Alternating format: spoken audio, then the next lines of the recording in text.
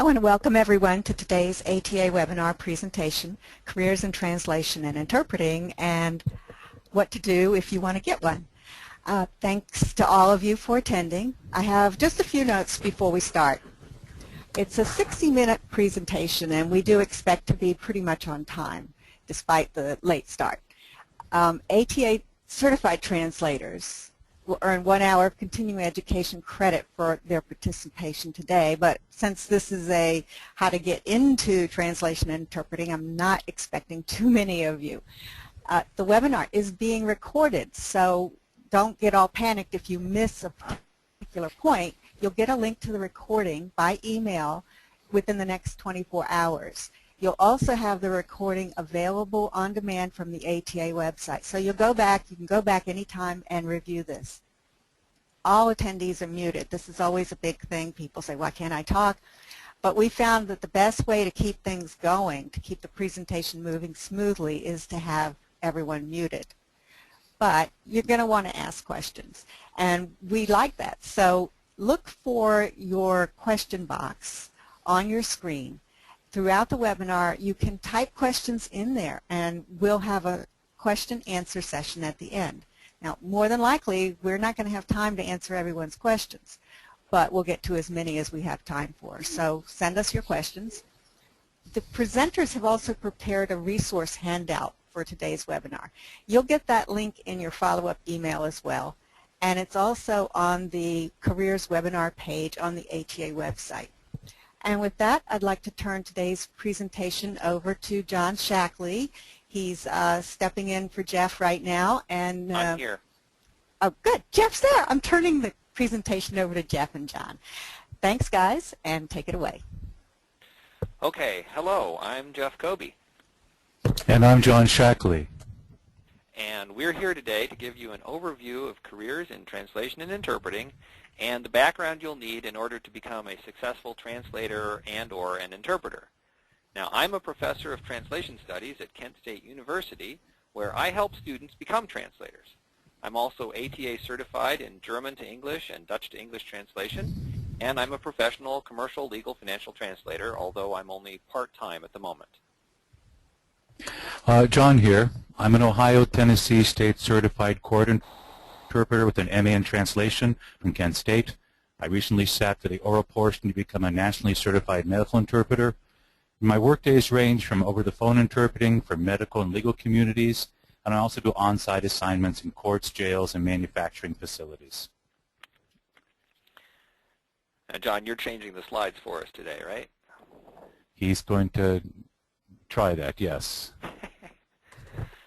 All right, so first thing we'd like to do is to clarify the important difference between translation and interpreting. Although many people think of a translator as a person who provides face-to-face language mediation, that is, your TV news shows show an Iraqi official and his, quote, translator, for us, a translator creates a translation by taking a written text in one language and transferring it into a written text in another language. Translators work best by translating into their native languages, although some talented people can go the other way. When you're producing a translation, you have time as a translator to revise your text. Go back, John. To revise the text, to read it over again, to fix any spots that sound a bit strange, to look up words and concepts that aren't clear, etc. So professional translators are professional writers in their own language who create a text the way an artist might create an oil painting. You paint over anything that doesn't work until your final project is just right. And the basic purpose of the interpreter is to facilitate understanding and communication between people who are speaking different languages. Interpreters possess a native ability in both languages, and time is the essential element that differentiates interpreters from translators. That is, the message is delivered on the spot with interpreting. Interpreters are actors, but they don't speak their own lines. They serve as a voice for others without changing or omitting anything in the message. So you can all see our slide on the two-peak translation and interpreting iceberg. At least I hope you can. One way to think of the skills required for becoming a translator or interpreter is to visualize them as something like our iceberg. a lot of the knowledge that you need in order to be in this profession is below what we would call the minimum competency skills for a language mediator. This is what I'm calling sea level. Most of an iceberg is also below sea level. And starting at the bottom of our iceberg, every language mediator needs a broad education, usually a college degree, and an interest in what's going on in the world, together with specialized subject matter knowledge. Next, of course, on the next level, professional level skill in at least one foreign language is required. Those are just the prerequisites before you can even start to think about being a translator. Knowing a foreign language is necessary, but it's not sufficient. You have to get above sea level. That is, the competence level into the visible zone of the specialized skills that we need in the profession. That is, first of all, the ability to transfer a message, an oral or a written message, from one language into another. And second, the ability to write in the target language for translators, or to speak in both languages for interpreters. There is also some overlap, since many people in the industry, at least some, do both skills, translation and interpreting. So let's go on and take a look at the details. The first skill is world knowledge or subject matter knowledge. So professional translators and interpreters work on professional level texts in professional environments. That is, this is not what you might have learned in language class as, letters to grandma or some short stories. These are real technical types of courses, or not courses, technical types of texts in the areas where people are actually willing to pay to have these texts translated or interpreted. Sciences, technology, medicine, that is, patents, cutting-edge new inventions that need to be going from one language into another. In the area of business, law, and finance, I personally am a commercial, legal, financial translator. We're talking about contracts. We're talking about lawsuits and court rulings and so forth, annual reports. This is not just basic stuff. On the interpreting side, you're going into social service agencies, working in the courts, working in hospitals. So all of these areas are specialized. And in addition, you need to know what's happening in the world around you. You need to be reading the newspaper, being aware of what the issues are in a lot of general areas. Now, how do you keep that up? You maintain your skills, and I think John's going to talk about that. Something I learned in grad school years ago was a professor told me, try to read something in each language for a half hour every day. For example, I might look at penal codes from Argentina. I make myself read the New York Times, read specialized glossaries. For example, I deal with a lot of Puerto Rican clients, and they have a way of expressing themselves that I might not be familiar with, because there are 21 different Spanishes, and as a Spanish interpreter, I have to work at becoming familiar with what they say. So I make myself read something challenging almost every day. I go to medical websites in Spanish to learn about diseases, treatments, medications. Again, becoming familiar with regionalisms, because not everybody says the flu the same way. I read financial pages, the editorial pages. Another thing that's helped me out a great deal is reading blogs, because I actually get to see, one, people's idea of politics, and two, how people speak. Another thing I can do is, you can do if you'd like to, is listen and record a text, say in your second language, and use it for interpreting practice. And I'll talk about that later on. All right. So let's move on to foreign language knowledge. So if you're considering a career in translation or interpreting, which is what we call the language industry, obviously the first requirement is knowing 2 languages, your native one being the first. As language professionals, translators and interpreters need to be truly superior users of their native language. This is actually more than what you would get in a college degree in a foreign language. So when you're working in your foreign language, the best thing to do is study abroad. In high school, if you have time, and certainly no later than in your college studies. So when we're developing these skills, you're developing very highly advanced skills in your foreign languages, along with very highly advanced skills in your native language. You want to develop your native language skills right along with your foreign language skills, so that you can read or listen to texts about a wide variety of very complex topics, and then write or speak about them in the other language, in the target language, with the same level of skill. Now, the B language is a language other than the interpreter's native language, of which he or she has a perfect command and into which he or she works from one or more of his other languages. Some interpret into B language in only one of the two modes of interpretation, be it consecutive or simultaneous. The B language is gained by birth and study, preferably at the university level, living in a foreign country, as Jeff mentioned, and continuous immersion. The C language is the language or languages of which the interpreter has a complete understanding and from which he or she works. Interpreters often have several C languages. Bilingual is defined as the ability to use two languages with equal or nearly equal fluency. If you're in a bilingual household, this affords you an opportunity to learn speech in a natural environment as compared to learning in an academic setting. Remember, though, our warning about language background. Fluency in two or more languages is just the prerequisite to being a language mediator. In addition, it takes training and practice to learn to translate or interpret well. So we're going to talk about studying in order to acquire that background. So I'm going to let John talk about this because he actually studied translation. Yes, I started out studying translation and ended up an interpreter, so don't be alarmed if you tend to go on both sides, if you will.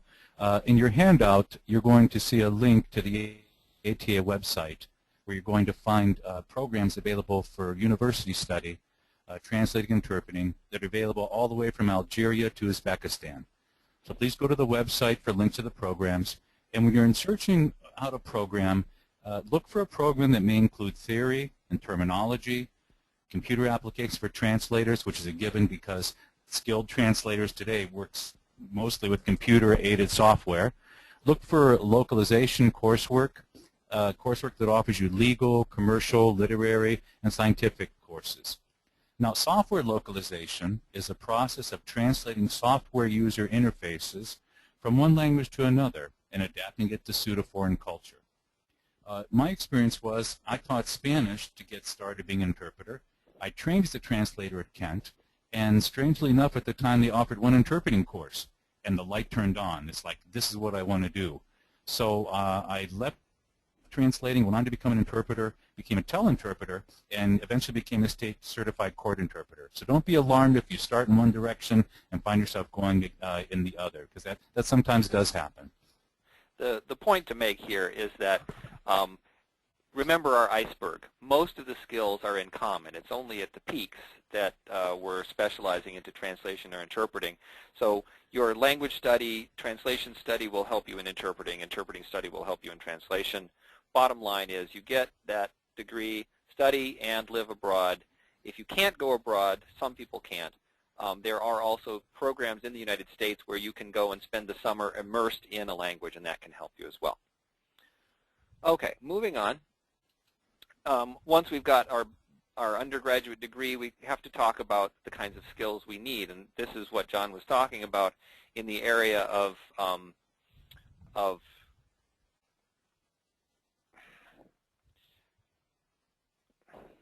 I've lost my train of thought. Let me start that sentence over. When he was talking about your university studies, you're gaining a certain level of skill, and you're looking for areas, special areas of study like commercial, legal, financial, medical, and so forth. But what you're actually doing by getting trained that way is we're trying to teach you in the master's degree to acquire transfer skill at the professional level, to understand the meaning of a message in the source language, which means understanding that medical text, that legal text, and then transferring it into the target language. When you're a translator, you're going to be translating as a professional writer. Translators are professional writers, and when we're translating a court ruling so that it sounds like a court ruling in the target language. We're translating a contract so it sounds like a contract in the target language. We're translating a patent so it sounds like a patent in the target language. And John's going to talk about interpreters. Well, interpreters they interpret at a rapid pace, and sometimes you encounter difficult language, especially with judges and lawyers who are used to speaking high-level language at a rapid pace, and you slowly become adapted to their speed. Interpreters have to render the message as intelligible to the average speaking layman without adding or omitting anything. For example, in a court setting, the interpreter's voice becomes part of the record. She must speak clearly so the court reporter, judges, attorneys can hear the witness testimony. And this occurs amidst hearing rustling papers, coughs and sneezes, doors slamming. Interpreters learn how to develop a highly sense of focus in on what is exactly it is they need to hear. We interpreters primarily work on their feet at times for extended periods, and we need to learn to take care of our instrument, which is our voice. And I do this through getting rest and plenty of water. No matter your specialization, if you're medical interpreter, technical interpreter, the message must be conveyed faithfully, as if the interpreter weren't in the room. I often tell my clients, I'm not in the room, I'm looking at my piece of paper, I'm just a voice here. One other thing that came to me in my career was I took an acting class. So if you want to get some assistance in helping to learn how to project your voice, because interpreters, if we will, are actors, it might help you build your speaking skills. As we said, translators are professional writers, and interpreters are professional speakers, and in a sense, actors. All of us also specialize, and we'll have another slide in a minute about specialization in some of the areas we've already mentioned.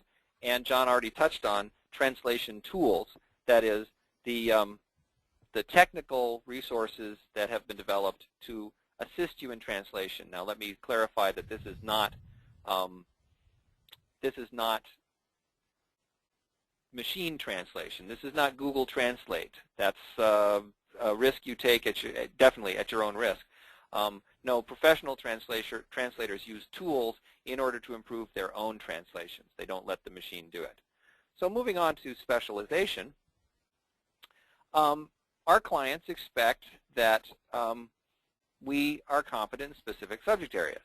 Now, professional translators generally specialize in two main areas with some subspecialties. Scientific, technical, and medical texts are usually cutting-edge developments in the field. So formal study in these areas is useful, along with that constant reading that John mentioned earlier. Business, legal, and financial texts are things like business plans, contracts, lawsuits, annual financial statements, and the like, along with presentations about business for a number of different audiences. This also requires keeping up with the latest changes in laws and regulations in your industry. Third, literary translation is possibly the hardest type of translation, since it requires translation of cultural ideas and nuances. It's a different kind of translation than the other more commercial kinds, and it may not be as lucrative in the short run. There's even a separate organization for that called the American Literary Translation Associations, or ALTA. John? Medical interpreters. I became a medical interpreter after I became a legal interpreter. There are two different fields. Starting with medical, a medical interpreter has several roles he or she plays. He serves as a conduit, he clarifies, he may step out of his role as interpreter, be a cultural broker or an advocate. He may interpret consent forms, explain complex surgical procedures, be familiar with drug and alcohol terminology. For example, this morning over the phone I was explaining, I think it was a sigmoidoscopy to a patient. You become familiar with that type of terminology. Shifting over to legal, legal runs the gamut from highly formalized legal language to drug slang, including profanity. For example, if I have a person in court that swears like a sailor, I, the interpreter, in order to produce a faithful rendition, will swear or say exactly what he says. So some might say interpreting isn't for the people who you can't dress up somebody's language if they're using vulgar language. Conference interpreting, you may find yourself interested in engineering and sciences and business. For example, I learned a lot of scientific terminology when interpreting for a major soap manufacturer. They brought up businessmen from South America, so we had to explain to them the basic parts of the soap, how it was manufactured. I had another assignment which involved offset printing technology. Now, I didn't know anything at all about printing, but through research, I have to tell you it was really cool to be right beside the engineers and the machinists who assembled piece by piece this equipment that was going to be shipped off to foreign soil. So that's part of the advantage of being an interpreter. You're right on site, and you're right in the middle of it. Jeff? Okay. Yep. Let's move on to the next slide and talk about the actual careers. What can you do and have a translation career? We'll talk about interpreting a little bit later. Some of your career options.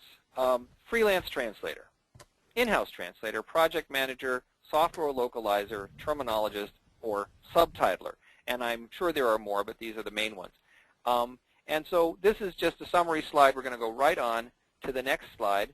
And this is one I inserted this morning because I know this question is going to come along. Can I make a living as a translator? Now, that isn't the subject of our talk today. Our talk is more about how to get there. But the basic answer that you want to hear is, yes, you can make a living. And I think John will concur on that. Right, John? Yes, I was going to say I've been able to pay my rent, have health insurance, take vacations. I don't feel like I'm going through life without because I chose this field. So you can make a good living. Right. The most important factors in surviving in the business is that you have high quality translation or interpreting, which means your message is being conveyed accurately, and speed for translators is a variable. The more you can translate in an hour, the more money you will make. In interpreting, of course, you have to make sure that you're translating at the speed of speech. So those factors said, the translation and interpreting compensation survey from the ATA is purchasable online. We're not going to talk any more about the actual money you can make. We're going to go right on and talk about what you can do. So on the next slide, we'll talk about being a freelance translator. According to the compensation survey, 80% of translators today are freelance translators. That is, of those who responded to the survey. 52% of them are full-time freelance translators, 28% part-time. Now, the advantages of being a freelance translator is you can work from home. You set your own hours. You wear your pajamas to work if you so choose, your bunny slippers, whatever. You set your own hours, which means if your best working time is midnight to 6 a.m., you tell your clients when they can call you. Often you're working with translation agencies in other time zones, so that's not a problem. And set your own hours, work in your own environment. You can take breaks. You can go pick up your kids at school. You can just adjust your schedule around your work as long as you make your deadlines. You can also turn down jobs you don't like. You can always look at a job when it's offered to you before accepting it. If it's a topic you don't like or not comfortable with, or if you simply choose to translate contracts and not financial documents, you can say that. It does, however, need self-discipline. I had a graduate of our program went out as a freelance translator and said, gee, but my soap opera is on at 11 o'clock. And so she would fritter away her time. You have to give yourself self-discipline, set your hours, and sit down and buckle down and work. And so people who work to deadlines work very well as freelance translators. Your clients can be either translation agencies, which themselves go out and gather the work from direct clients, and they aggregate it, they send it to you, or you can develop direct clients, that is, companies in various industries that need translation. Either way is fine. Many translators work with a mix of those. The challenge here is that you are an independent entrepreneur. You are a small business person, and you have all of the risks and all of the opportunities of being an entrepreneur. John, any comments on the freelance translator? Yeah, just a quick one. I'd like to give a shout out to Courtney Ridge, who was my ATA mentor. That one of the best pieces of advice she ever gave me was, John, make sure you have a regular source of income before you go into another field. For example, I think I was teaching at the same time I was interpreting, so I made sure I had money coming in, and ideally you'd have 3 months worth of income set aside to tide you over in between jobs. So if you're getting into the field, don't be alarmed if you can't get right into it 100%. Make sure you have some kind of money coming in, eventually work your way into, like I did, I'm a full-time interpreter now. Yeah, John's quite right about that. When I started as a freelance translator, the first year I made $5,000. You obviously can't live on that. But over 2 to 3 years, I started making enough money to then, theoretically, if I didn't work at the university, abandon my day job and go and do what's really fun, which is translation. So let's move on to the next possibility. You can be an in-house translator. 12% of translators, according to the survey, are in-house translators, 9% full-time, 3% part-time. The advantage of this is you work in an office, you have regular hours. You may have a salary rather than having your income fluctuate based on how much you translated that week. You translate what's assigned. That may be a downside because you may be translating stuff you're not interested in. But on the other hand, when you're done at 5 o'clock, you're done at 5 o'clock. Now, the in-house translator works in a translation agency in some cases where the translation agency has enough volume in that language pair. That is often the case in the majority languages. So translation agency that specializes in Spanish to English translation may have some in-house Spanish to English translators. But in other languages, there's plenty of opportunities in a wide variety of languages, but they're not necessarily full-time. Another place to work is in industry. The large multinational companies think immediately of Microsoft, which ships its software products in a variety of languages simultaneously. Somebody's translating that, and we hope it's a highly skilled professional, and it usually is. Microsoft, Caterpillar Tractor are just two examples of companies that have large enough volumes of foreign business that they actually maintain in-house translators who do some of their work. And of course, another advantage of being an in-house translator is you don't have to be being an entrepreneur and arranging for your own health insurance and benefits and vacations, etc. Comments on in-house, John? No, I can pass. All right, let's go on to the project manager.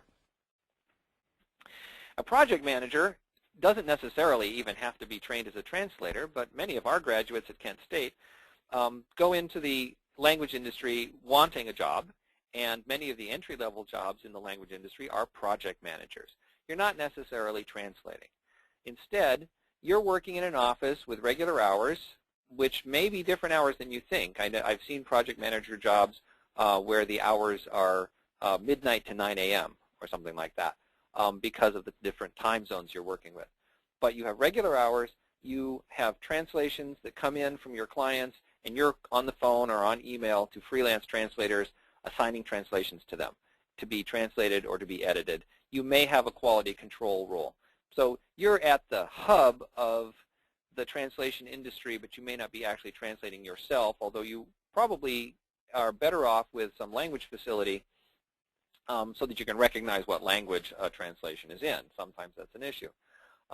This has some training that goes with it. There's project manager training. Linguistic project managers have to manage their linguists and manage projects so that they go through a series of deadlines so that they're delivered to the client on time. You work in a translation agency, generally, and of course you get benefits. I'm going to go right on unless John interrupts me, so let's go on to the next slide, which is software localizer. Now, John mentioned this briefly on a previous slide. A software localizer is a translator. So I'm waiting for the slide to switch here. Software localization is translation of software interfaces. That is, all of the menu items, the help files, the online documentation, the little pop-up boxes that come up. That has some special challenges to it. Now, this can be part of a freelance translator's job, as it shows on the slide. Usually you're going to be at home because it's one of those freelance kinds of jobs, but it is specialized. You're manipulating the text from the software. You may be changing the size of text boxes. You may be doing other adjustments to menu items and hotkeys and things like that. So it's translation plus software. The more you know about software programming and the more you can handle specialized file formats and like the technical side of interfacing language with computers, the more happy you will be as a software localizer. Again, since you're generally a freelance translator, you're at home, and your entrepreneurial risks and opportunities are the same as any other freelance translator. Moving on to the next big area, and this is another language-related or translation-related job, the terminologist. A terminologist, as the definition says, is someone who studies the system of terms belonging to any particular area. Now, a terminologist in the translation industry isn't just studying it. The terminologist is actually creating terminologies. These are not just lists. You're familiar with glossaries where you have one term in German and another term in English.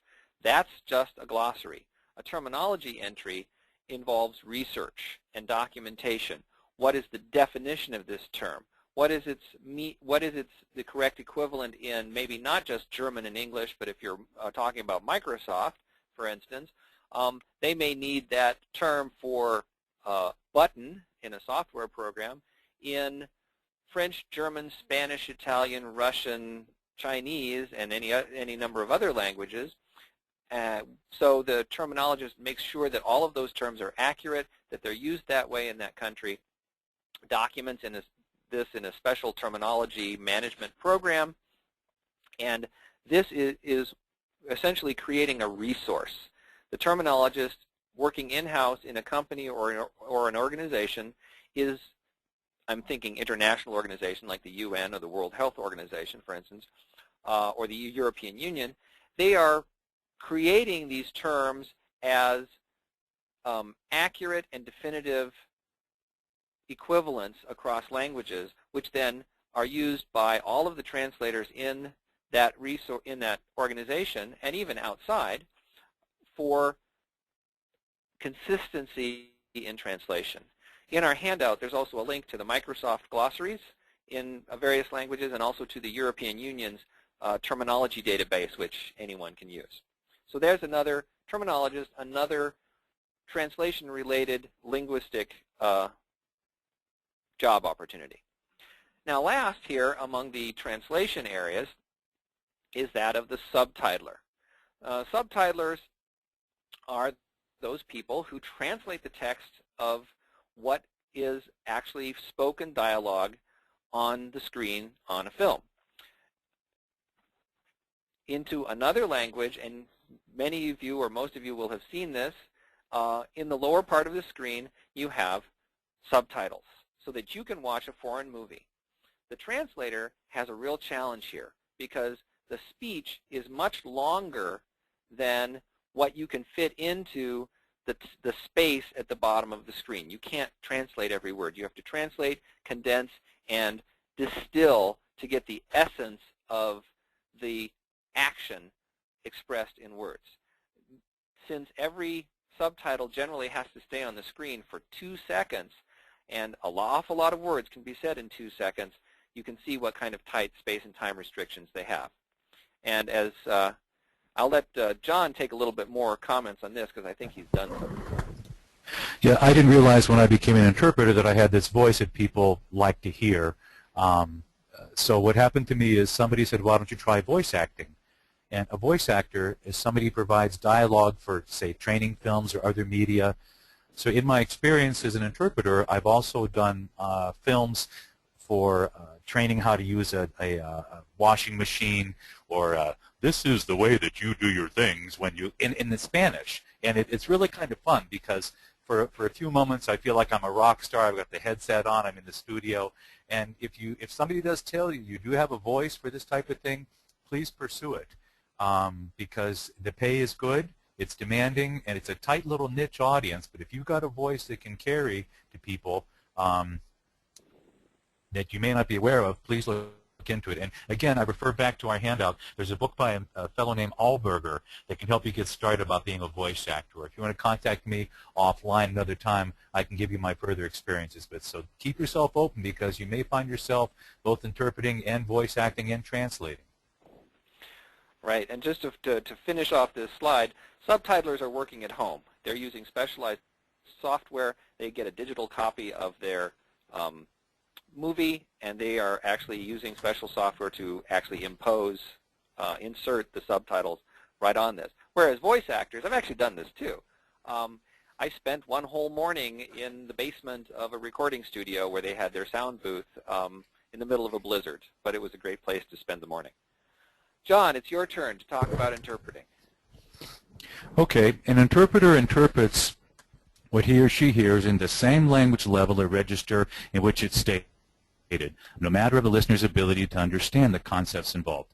And there's a delay between when an interpreter hears a thought and the moment she renders that thought in the second language. This is known as a décalage, or time lag. Interpreters interpret thoughts rather than words, or better said, the underlying meaning. You can practice shadowing, which is where you listen to your B language and you say word for word what the speaker is saying in the same language. By doing this, and I do this driving down the road when I listen to Sirius Radio, I'll listen to the CNN in Spanish and I'll say the same thing they're saying. This improves my pronunciation, enunciation, and speed, and invariably I learn new words. You can use consecutive interpreting. You have on the screen simultaneous, consecutive, and escort. Talking about consecutive, in a court setting, that's using a witness testimony. Like, I have to hear what somebody says and translate it into, or interpret into the other language. You also use your consecutive interpreting if you are a medical interpreter for doctor's visits or when you interpret for someone in the emergency room. A point to remember about interpreting is you remember chunks of information and you recast that into the target language. John, can you move the slide on, please? Can you move the slide on one? Yeah, that's okay. Okay, thank you. Sorry, listeners. Escort interpreting. This includes business people, diplomats, or artists, where the interpreter whispers into the B or the target language. And maybe a company owner wants to bring salesmen up on a factory tour to explain their products and manufacturing.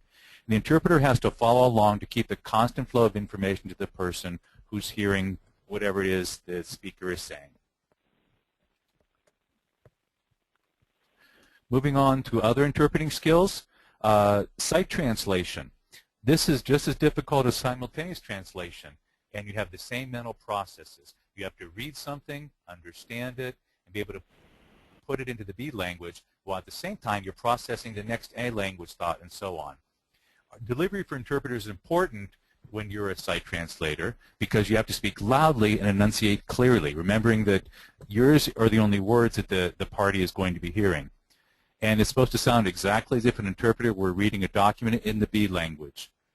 For example, I had to read a witness victim statement of a young lady that had been the victim of a rape. And so when I read her witness statement to the court, I didn't read it in a monotone. I had to put a little bit of drama into it, but not too much. In the legal forum, there might be a foreign language recording that you want to introduce as evidence, and you have to have a transcript prepared by a tape transcriber. And there are real stringent requirements to become a tape transcriber, because if you have an inaccurate or a sloppy or incomplete document, the value drops. So the bilingual person who is a transcriptor, what you do is a word-for-word transcript of all language in the original recording and the corresponding translation into English. Then you do a dual language transcript. You have to know about register, regional variants in both languages, beware of idioms. Rule of thumb is if someone asks you to do a transcription, the next words out of your mouth are, it takes approximately 1 hour to produce 1 minute of a recording. And you have to have a highly tuned, perceptive ear, have excellent writing skills in both English and the foreign language and research skills. And when you're taking notes, everybody has their own language used for note-taking. Focus on writing just what you need. For heaven's sakes, don't write down the entire sentence. Focus on keywords, chunks, or numbers and names especially. So most interpreters that I work with always have a tablet in hand because you never know when somebody's going to say a name or a number, and you have to make sure you get it right. The code of ethics, everyone develops their own code of ethics as far as being an interpreter. The difference between, let me talk about the difference between legal and medical interpreting. Legal is adversarial and medical is collaborative, whereby in medical interpreting, the patient's needs are first. A legal interpreter can't step out of his or her role as an interpreter, and we can't advocate for the non-English speaking person. I can't say, Your Honor, you aren't treating this person carefully. I have to stay inside of my role. As compared to medical interpreter, we can advocate if the patient's the victim of a continuous abuse in the system. Back to legal. In legal, we have our ethics. We have to be accurate. We don't omit. We have to be impartial. We don't show any conflict of interest. We don't have any unnecessary contact with the parties. The rule of thumb with interpreters, if there are 2 people there, I'm not interpreting. If there are 3 people there, I'm in the role of the interpreter. Confidentiality. I can't disclose any information that I've heard on a job without authorization. I just interpret. I don't give advice. I use the same person as the speaker. I always update my skills and go to workshops. I also only let people know what I can and can't do. I continue my certification. I just went to a workshop at the Ohio Supreme Court on idioms. And I have to let people know when I can't do my job. If I can't hear, if I don't know the terminology, or if somebody says something I can't understand, I have to turn to my client and say, Your Honor, the interpreter requested clarification, because my job is to get the right word out. Moving on to medical ethics, same categories: accuracy, confidentiality, cultural awareness. Say if you're working with a provider that asks the patient who's fasting for religious reasons to take an oral medication, the interpreter may step out of the role just interpreting and call attention to the potential conflict, in essence advocating for the patient. You can speak. The reason you speak out is to protect the individual from serious harm. For example, I may, as an interpreter, intervene on behalf of the patient with a life-threatening allergy if the condition has been overlooked, because as a medical interpreter, you're sitting with the client before the doctor comes in. So if he tells you something that's life-threatening, I want to make sure that that comes up during the interpreting session. Moving on to translator certification. Jeff, did you want to get started on this? Well, actually, let me speak to ethics just a minute. The translator ethics are a little bit different because we're talking about written text. The ATA Code of Ethics talks about faithful, accurate, and impartial translations. And one of the most interesting things about this is when we're talking about translation, I, for instance, have had certifications of ethical practice that say, I will not translate anything into the target language that is libelous, slanderous, or otherwise, actionable. You could be sued, unless it's already in the original source text. The translator must be impartial and translate everything accurately. That's essentially the bottom line. Now, about certification, and we'll keep this brief because we want to keep some time for questions. There is certification through the ATA certification committee that is doing 24-odd language pairs. Other countries also offer certification, the ITI in England, and there's an Australian certification. There are other countries that offer certification. ATA offers 10 languages into English, and from English into 14 languages. Many of them, of course, are the same. Certification is not required in order for you to work in the translation industry. Certification says that you are able to produce high-quality work independently. You may find that if you become certified, you will find that you get more work or more challenging work. The work may be in topics that you're more interested in, and it may pay better if you are recognized as a top-level translator. Unless you have the ability to produce what is really high-quality, accurate translation into the target language, you're not going to continue to make a living in translation. Let's move on to interpreters. John? As far as interpreter certification goes, I'll be brief. On the hand, you have some links here to get information on becoming a certified medical interpreter, a legal interpreter, either federal or the state level. Let me just say this quickly. Please consider becoming certified, because what that does is you set yourself apart from others. You're raising the level of professionalism, and as I can put a plug here for Ohio, here in Ohio in 2013 in January, the law is going into effect in the courts where they'll have to be mandated to use certified interpreters. So you help everybody else out when you become interpreting. One last comment on one last comment on certification. While it is a benefit to become certified, I have to warn you that the pass rate on certification exams is not super high. I know the federal court interpreter certification pass rate is less than 20%. The ATA translator certification pass rate is less than 20%. It's not designed for beginners. It's designed for people with some experience who are really capable of doing the high-level translation or interpreting. So that concludes our presentation. Thank you very much, and we'll move on to the last slide, and we'll be happy to take your questions now for the next few minutes. Thank you very much, John and Jeff. We do have one or two questions. The first one that came in is asking how essential is it for a translator to use CAT tools? That's one for Jeff, I think. Well, okay. The more and more translation texts are coming in as electronic texts.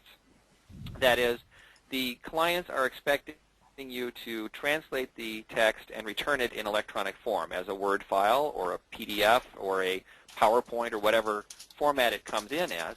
But not all clients are using CAT tools themselves. So it's not absolutely essential for you to own the tool or use the tool. There's a wide variety of different tools out there at different price ranges. There are many, many clients and many, many texts that do not lend themselves to the use of CAT tools, or the client simply doesn't care whether you do or not. I take an electronic text of any kind. I always run it through my CAT tool because it remembers everything I've translated, and I can go back and look it up. But it's certainly absolutely not essential. Okay, here's a question that we can actually expand on a little bit. Wendy wants to know how you become trained to be a terminologist, but actually that sort of applies to all of the different careers that you've mentioned. Is there a special, once you become a translator or interpreter, how do you specialize?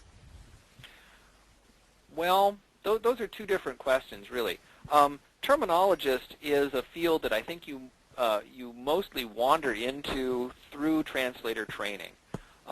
We, for instance, at Kent State, and I think many other institutions, offer specific courses on terminology management as part of the training to be a translator.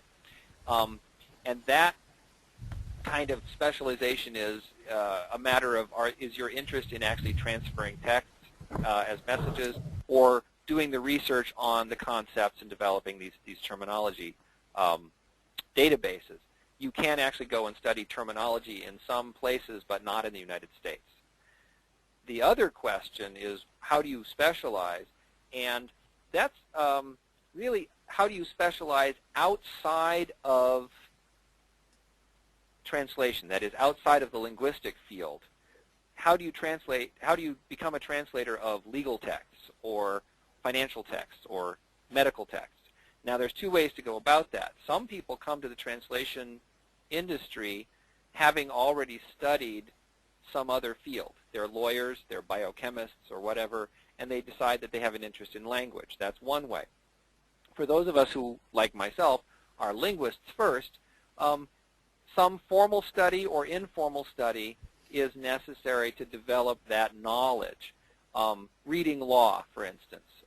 You can, at many institutions, you can study pre-law or paralegal studies. You can take a business minor or a business degree. You can do this as formal study, or you can simply decide, okay, I'm going to become, as one of our graduates once did, the printing queen.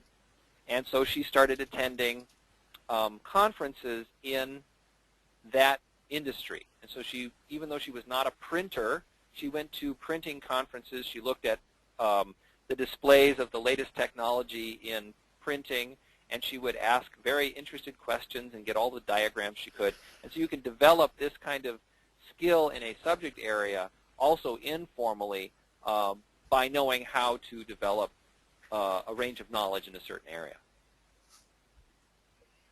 Thank you. We have Elizaveta here who has a lot of qualifications. She has an interpreting degree from Russia, BA in economics and geography from an American college, working in healthcare sales right now in the US, and would like to do a bit of freelance translating on the side. I don't mean a bit of. Would like to do freelance translating on the side. Have you any advice as to the best way to go about that? Step one, join the American Translators Association. And the reason I say that is not just for advertising, but because that allows you to start networking and making contacts. If you want to become a freelance translator today, you need to get your resume into the hands of as many translation agencies as possible. That is, you can locate them online. You can locate them in the online directory at the ATA website of translation companies. You can also, as a member of the ATA, put your resume, your profile up in the directory, and people can find you as an ATA member on that site. But essentially, you're starting as a freelance translator, you're starting a small business, you're going to go out and market yourself by putting your information into as many translation agency forms. You can find online forms to fill out. You can send people resumes. Get your name out there, and people will then identify your qualifications and call you back. Great. Specialization is pretty hard.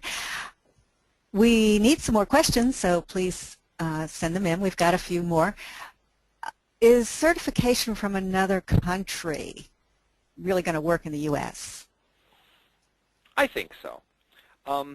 The point of certification is to distinguish yourself in the marketplace as someone who is a professional who cares about accuracy. And so the ATA certification is the most recognized credential in the United States, and it's actually quite useful overseas as well. But a client seeing that you're certified by NAATI of Australia or ITI Certified Translator of England is going to be seeing that, I think, as an equivalent qualification. I also have to say, in all fairness, that these are not necessarily reciprocal qualifications, but, for instance, holding a certification from a foreign country I believe automatically allows you to take qualifies you as one of the eligibility criteria that allows you to take the ATA certification exam without any other further qualifications. I have a question here for John. Yes? Hang on, I've lost it for a second. This is a question from someone who's working in the medical field, interested in getting into medical interpretation. Interpreting. How do I start? Is there a way to find out what specialization area in translating and interpreting? Sorry, I've gone on to the next question. End the question at how do I start? Sorry about that. How do you start? One way to start out in medical interpreting is to find out if your local hospitals already have an interpreting services program. If so, you might look into it. I started volunteering at the hospital, and eventually they started hiring people to interpret. So that's one of the ways to get started. I can't stress how important it is to find out local organizations, like we have Northeast Ohio Translator Association here in Ohio. Join a local group, go to a workshop, start listening to, we used to listen to ER, watch ER on television. Start watching medical shows on TV, tape them if you must. Start interpreting them as you're sitting there with your cup of coffee late at night, and just start doing it. And also, I would encourage you to take a look at our handout, because there are there's a couple books you might look into purchasing. Corinne McKay has a book on being a freelance translator. Chris Durbin has a book on being a prosperous translator. The point is, it's important to develop a business plan, because we interpreters and translators are freelancers, entrepreneurs. You find out how to market yourself. I would just, forgive me for saying this, but just dive in and start doing it. And again, if you can contact me, and I'd be glad to talk further about this, but I would just tell you, just find out locally where are the programs, volunteer your time, and get started. So we have time for one more question, but please do send your questions in.